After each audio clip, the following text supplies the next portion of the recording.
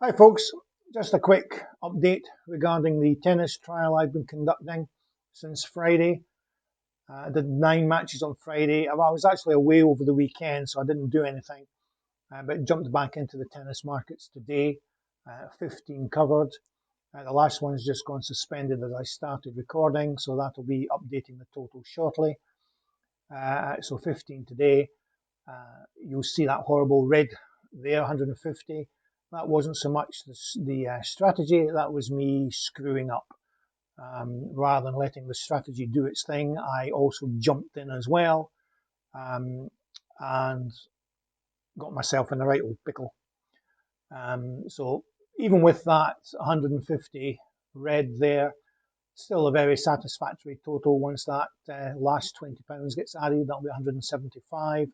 So delighted with the performance so far. So that's 24 markets done in 2 days, and looking really good. I did a couple of little tweaks to the strategy today, really just slight changing of odds. I'm not really convinced it made that much of a difference, to be perfectly honest. But the plan is to keep this going, certainly till the end of next week. But I think I'll probably take it to the end of the month. That way I'll get a good selection of matches to review and confirm that the strategy is working before taking it live. Which leads me on to the next thing. As I mentioned before, this is a lay the field based strategy. And if you're familiar with the horse racing videos I did 2 or 3 weeks ago discussing lay the field in the horse racing markets, it essentially stems from that. If you're unfamiliar with what I did there, I suggest you go back and review those videos, because that contains all the information you'll need to create your own strategy based around laying the field, not just in tennis, but any market, any sport you wish.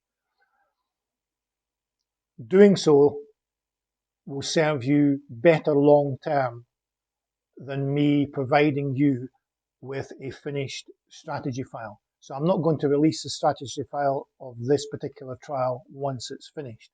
Instead, I encourage you to go into the strategy editor, make sure you're familiar with how it works and what you can do in it, the settings you can change and apply to various different markets.